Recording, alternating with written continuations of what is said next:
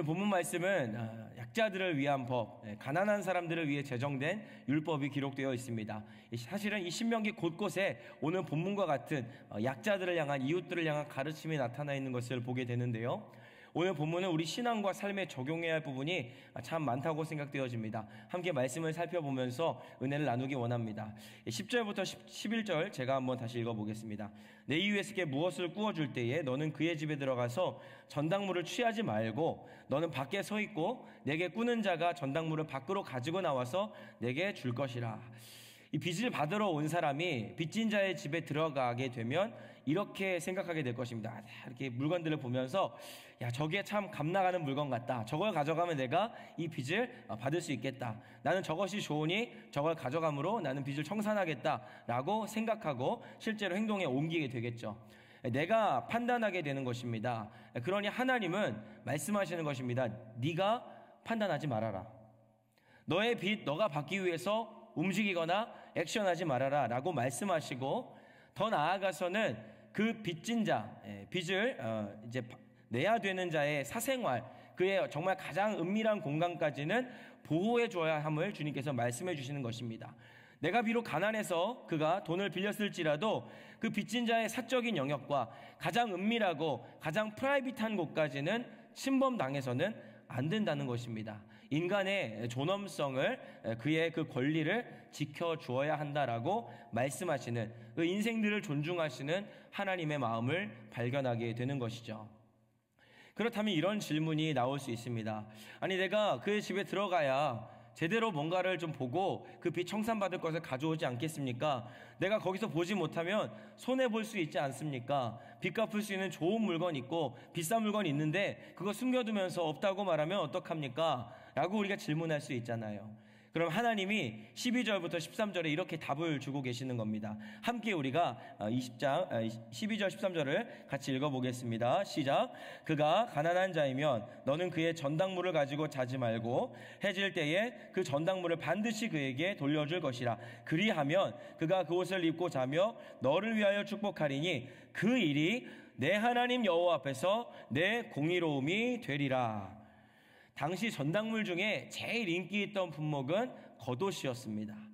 오늘날은 옷을 대량 생산하는 인프라가 잘 구축되어 있기 때문에 이 겉옷이 왜 도대체 인기가 있고 왜 전당물로 가장 가치가 높았는가, 우리가 이런 의문이 들지만 당시에는 의복을 만드는 것은 가장 높은 기술력을 이렇게 요구하는 하이 테크놀로지였다라는 사실입니다.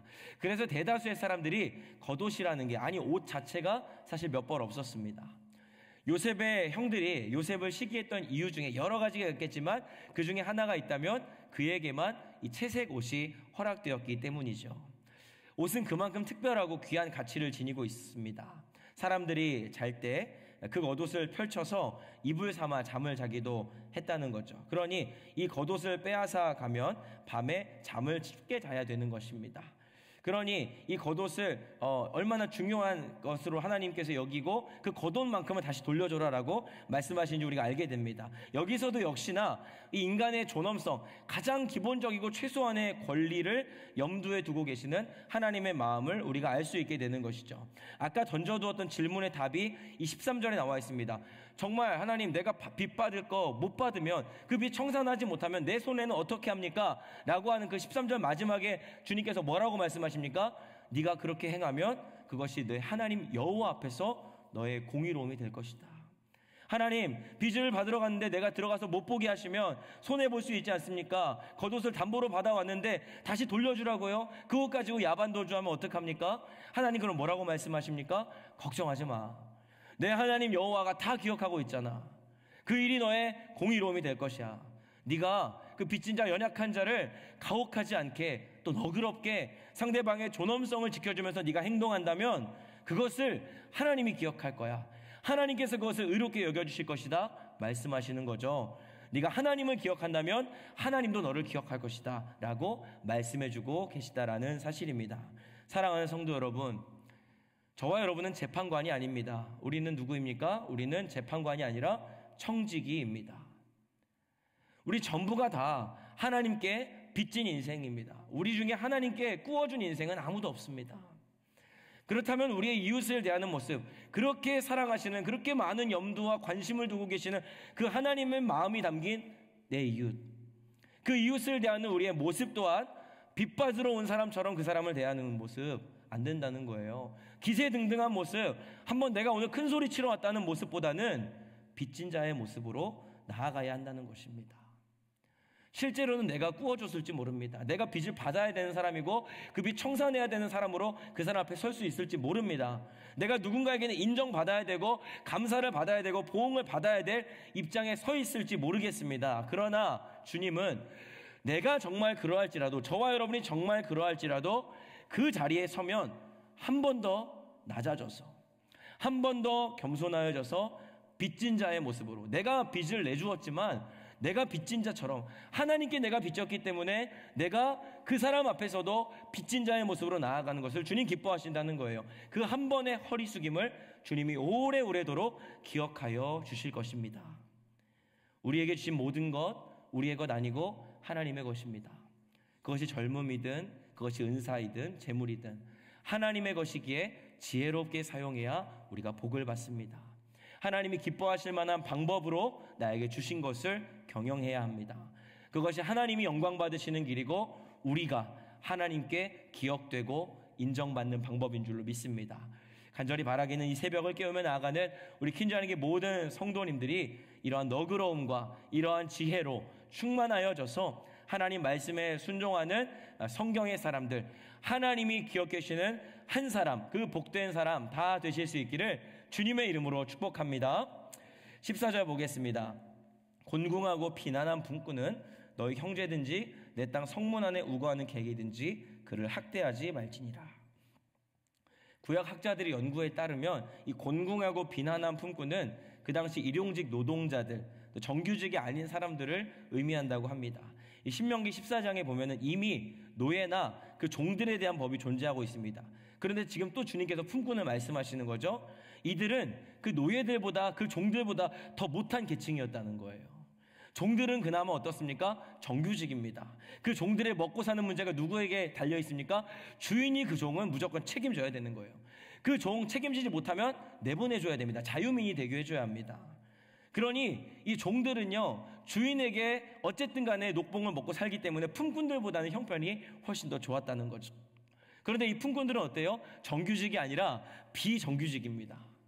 하루를 벌어서 하루 먹고 사는 사람들, 내일이 없는 사람들, 오늘만 살고 있는 사람들이 바로 이 품꾼들이었다는 거죠. 이렇게 보면 이 예수님의 비유에 등장했던 포도원 품꾼들이 왜 그렇게 그 하루의 품삯에 민감했는지를 언뜻 이해할 수 있는 것도 같습니다. 이 사람들을 어떻게 대해야 하는가? 15절입니다. 우리 함께 읽어볼까요? 시작. 그 품삯을 당일에 주고 해진 후까지 미루지 말라. 이는 그가 가난함으로 그 품삯을 간절히 바람이라. 그가 너를 여호와께 호소하지 않게 하라. 그렇지 않으면 그것이 내게 죄가 될 것임이라.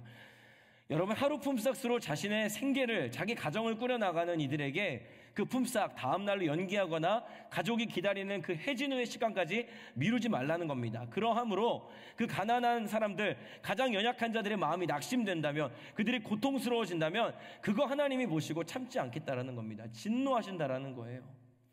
바로 앞에 10절부터 13절까지 주님 어떻게 말씀하셨습니까?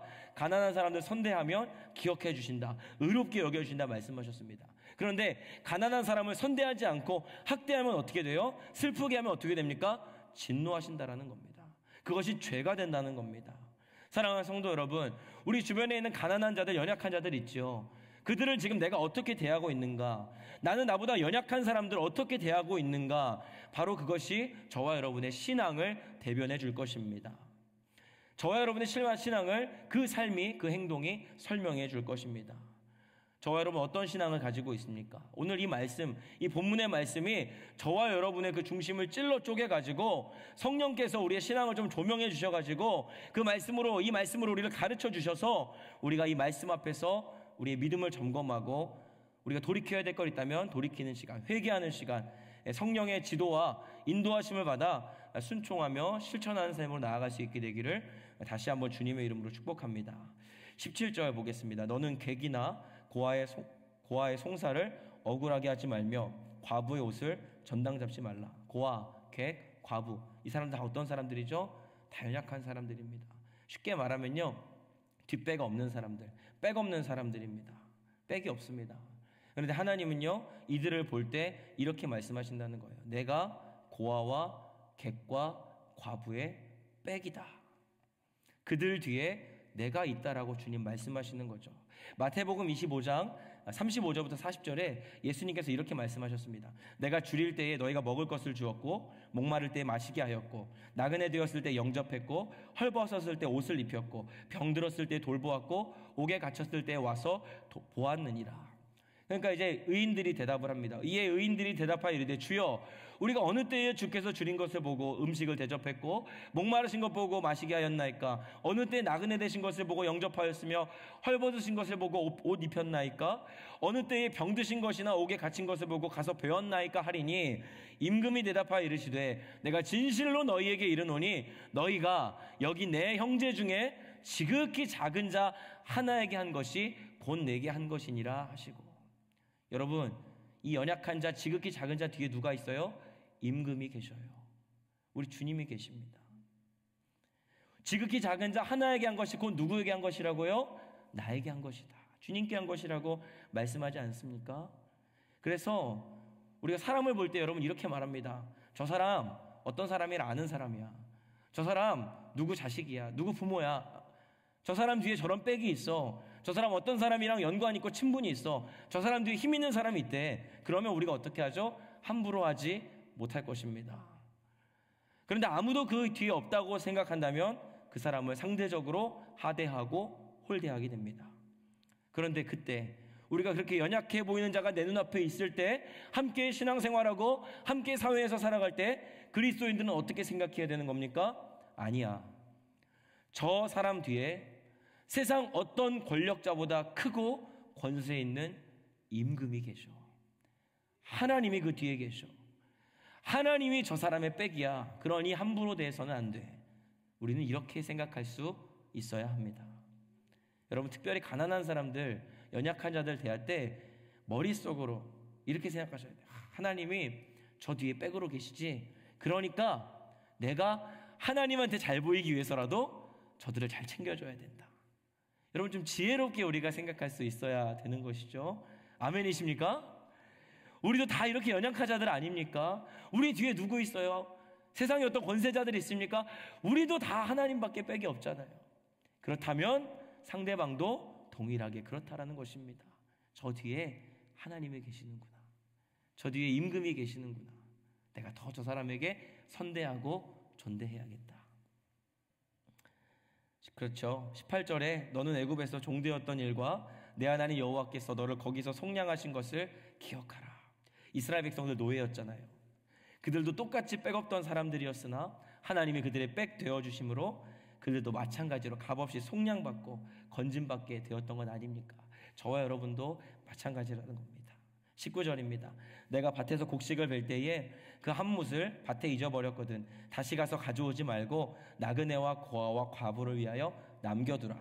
그리하면 내 하나님 여호와께서 내 손으로 하는 모든 일에 복을 내리시리라. 나그네와 고아와 과부를 위해 곡식 한 움큼을 남겨두는 이 넉넉함. 사실 넉넉한 것도 아닌데 주님 그걸 기쁘게 받아주신다는 거죠. 곡식 한 움큼만큼의 우리 마음의 공간. 주님이 주신 은혜에 반응하는 방법 무엇입니까? 내 마음에 그 곡식 한 단만 한 움큼만큼의 공간 남겨두라는 거예요. 그리고 그 공간 그냥 공실로 내두지 말고 다른 이를 위해 내어줘라. 다른 이에게 나눠줘라. 말씀하는 겁니다. 그리하면 주님께서 우리에게 복을 내려주신다 약속하십니다. 따뜻한 축복의 대신방을 계속 진행하고 있는데요, 정말 많은 믿음의 선배님들을 만나고 있습니다. 우리 성도님들의 삶을 들어보면요, 야, 어떻게 저분 저렇게 복된 인생을 살아오셨지? 어떻게 저런 축복의 주인공이 되셨지? 궁금해지더라고요. 그래서 항상 가면은 어떻게 살아오셨는지 살아온 얘기 좀 들려주세요 라고 질문을 드리고 청해 듣습니다. 그렇게 우리 어르신들의 살아온 삶의 신앙 고백을 듣고 있다 보면 저분이 어떻게 저런 은혜를 받았는지 이해가 되기 시작합니다. 어떻게 이런 축복의 주인공이 되셨는지 동감하게 됩니다. 받은 만큼 나누어주는 삶을 사시더라고요. 내가 사랑받고 내가 은혜받고 내가 축복받았던 만큼 그대로, 아니 그 이상으로 내어주고 섬기고 사랑하는 삶을 살아오셨더라고요. 그 하루가 또 하루가, 그 매일이 쌓여서 그들의 삶이 되고 신앙이 된 것을 보게 되었습니다. 간절히 바랍니다. 여기 계신 모든 우리 기도의 용사들, 한 사람 한 사람, 우리 퀸즈하니께 모든 성도들까지 그렇게 아름다운 축복의 통로로 곡식 한 움큼만큼 자리 내어드리면 주님께서 복을 주신다는 거예요. 그런 놀라운 그 은혜의 주인공이 우리 퀸즈하니께 모든 성도들, 특별히 이 새벽 기도하러 나온 모든 주의 권속들에게 충만하게 허락되어지기를 다시 한번 주님의 이름으로 축복합니다. 말씀을 정리하면서요, 그 누구보다 가난한 자들을 사랑하셨고 그들을 너무 사랑하셨기 때문에 그들과 자신을 동일하게 여기고 그들 자신과 나를 동일하게 여기고 그들과 함께 묶어버리신 예수 그리스도를 기억하고 우리가 그분을 바라보는 저와 여러분 되면 좋겠습니다. 예수님이요, 십자가를 지시기 위해 예루살렘에 입성하실 때 남에게 빌린 나귀를 타셨어요. 내게 없었어요. 남에게 빌린 나귀 타고 그 성에 들어가십니다. 최후의 만찬도 어디서 진행돼요? 빌린 방에서 진행되고, 십자가에 달려 계실 때 군병들이 그 주님의 전 재산이었던 겉옷을 제비 뽑아서 나눠 가졌습니다. 그래서 주님은 벌거벗은 몸으로 죽을 수밖에 없으셨죠. 죽으신 후 3일간 계셨던 무덤도 빌린 무덤입니다. 그곳에 3일 동안 누워 계셨습니다. 지금은 그 무덤이 비어있죠.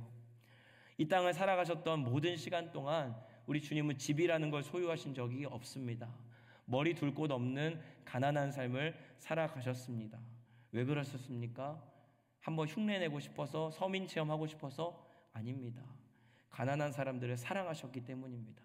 가난한 자들을 사랑하신 그분이 자신과 가난을 하나로 묶어버리셨습니다. 너무 사랑하기 때문에 한시도 떨어지고 싶지 않으셨습니다. 그래서 그 가난한 자와 자신을 동일시 여기신 그 주님, 그 하나님이 저와 여러분을 사랑하셨고 우리를 구원하신 그리스도가 되심을 믿으시기 바랍니다. 사랑하는 성도 여러분, 가난한 자들을 선대하고 학대하지 마시기 바랍니다.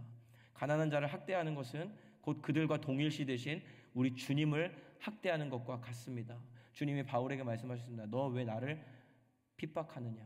주님, 저는 한 번도 주님 핍박한 적이 없습니다. 아니, 이 사회에서 멸시받고 천대받고 있는 그리스도인들 네가 핍박했지? 네가 나를 핍박한 것이다. 주님 말씀하셨습니다. 연약한 자를 선대하는 것은 저와 여러분을 종된 삶에서 건져주시고 이만큼 오늘만치 살 수 있도록 복내려 주신 그 주님을 기쁘게 하는 일입니다. 우리 주님 앞에 인정받는 길이고 우리 주님 앞에 영원토록 기억되는 일입니다. 복된 일이죠.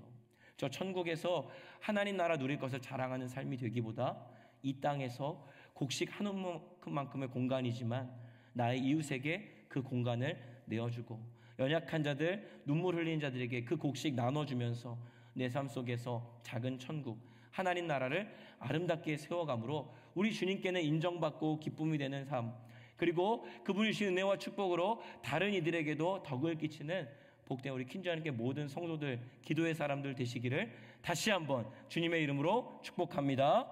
기도하겠습니다. 사랑하는 하나님 아버지, 우리를 종되었던 삶에서 건져주신 크고 놀라운 은혜를 기억하며 감사와 찬양을 주님께 올려드립니다.